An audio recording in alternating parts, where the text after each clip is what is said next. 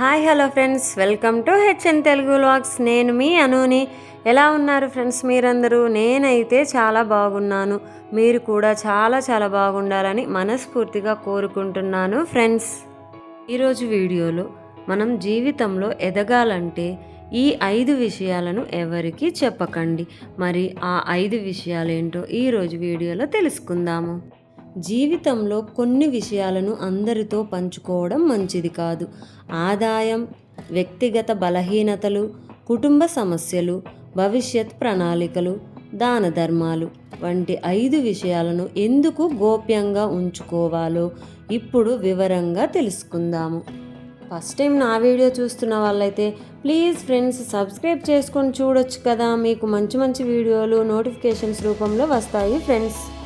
మన జీవితంలో ఎదురయ్యే ప్రతి విషయాన్ని అందరితో పంచుకోవాల్సిన అవసరం లేదు. ముఖ్యంగా మన వ్యక్తిగత విషయాలు, ఆర్థిక పరిస్థితి, బలహీనతలు, భవిష్యత్ ప్రణాళికలు వంటి అంశాలను ఎవరితో ఎంతవరకు పంచుకోవాలనే విషయంలో జాగ్రత్తగా ఉండాలి. మహాభారతంలో విదురుడు చెప్పిన నీతి సూత్రాలు కూడా ఇదే విషయాన్ని స్పష్టం చేస్తాయి. మనకు సంబంధించిన కొన్ని విషయాలను గోప్యంగా ఉంచుకోవడం వల్ల అనవసరమైన సమస్యలు, అపార్థాలు, నష్టాలను నివారించవచ్చు. ఈ విధంగా నేటి కాలంలో సోషల్ మీడియా, స్నేహితులు, బంధువుల మధ్య వ్యక్తిగత విషయాలను పంచుకోవడం సాధారణమైపోయింది. అయితే ప్రతి విషయం అందరికీ తెలియాల్సిన అవసరం లేదు. విదుర నీతి స్ఫూర్తితో జీవితంలో వీలైనంత వరకు గోప్యంగా ఉంచుకోవాల్సిన 5 ముఖ్యమైన విషయాలు ఇవి. మీ ఆదాయం, పొదుపు, ఆస్తుల వివరాలు, మీరు ఎంత సంపాదిస్తున్నారు, ఎంత పొదుపు చేస్తున్నారు, మీ వద్ద ఎంత ఆస్తి ఉంది వంటి విషయాలను ప్రతి ఒక్కరి ముందు చెప్పుకోవడం మంచిది కాదు.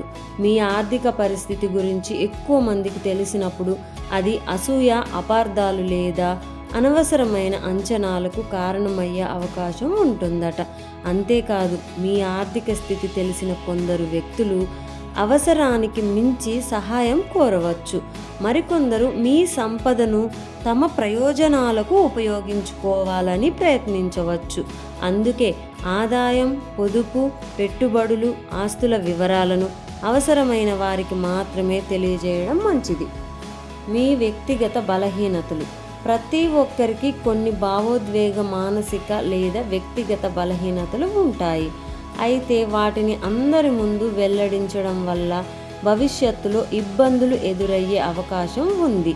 మీ బలహీనతలు తెలిసిన వ్యక్తి వాటిని తప్పుగా ఉపయోగించుకోవచ్చు. ముఖ్యంగా కోపం, భయం, అసురక్షిత భావం, కుటుంబ పరిస్థితులు లేదా వ్యక్తిగత సమస్యలు వంటి సున్నితమైన విషయాలను ఎవరితో పంచుకోవాలో చాలా జాగ్రత్తగా నిర్ణయించాలి.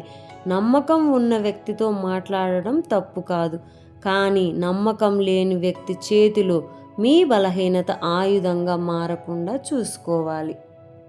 కుటుంబ కలహాలు, అవమానాలు, వ్యక్తిగత సమస్యలు. ప్రతి కుటుంబంలోనూ ఏదో ఒక సమయంలో అభిప్రాయ భేదాలు, గొడవలు లేదా అపార్థాలు రావచ్చు.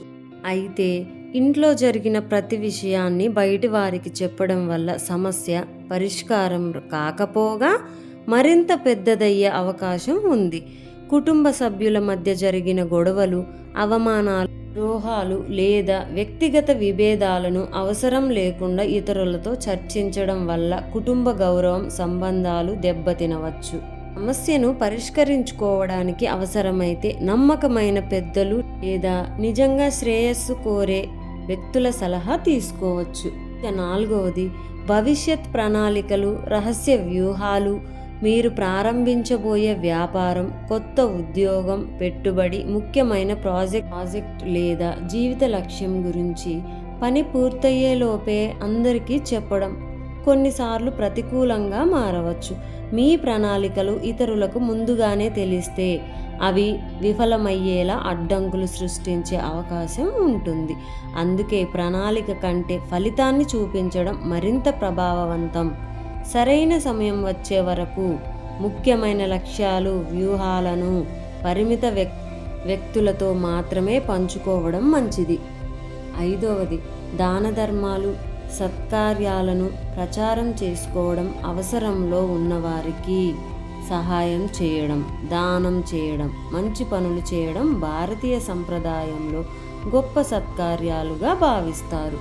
అయితే చేసిన ప్రతి మంచి పనిని అందరికీ చెప్పుకోవడం లేదా పదే పదే ప్రచారం చేసుకోవడం వల్ల దాని వెనుక ఉన్న నిస్వార్థ భావన తగ్గిపోవచ్చు.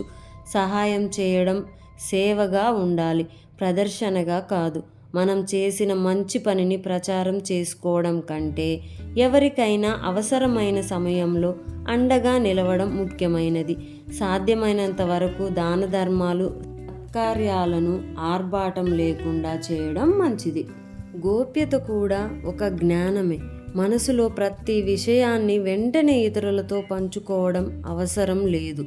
ఎవరిని ఎంతవరకు నమ్మాలి, ఏ విషయాన్ని ఎవరితో చెప్పాలి, ఏ విషయాన్ని మన దగ్గరే ఉంచుకోవాలి అనే విచక్షణ జీవితంలో ఎంతో ముఖ్యం.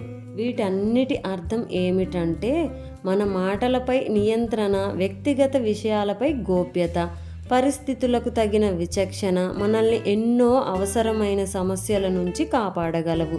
అందుకే భావోద్వేగంతో రహస్యాలను బయట పెట్టకుండా అవసరమైనప్పుడు మాత్రమే సరైన వ్యక్తితో పంచుకోవడం మంచిది. వీడియో మొత్తం పూర్తిగా విన్నారు కదా ఫ్రెండ్స్, ఒక లైక్ అయితే ఇవ్వండి ఫ్రెండ్స్.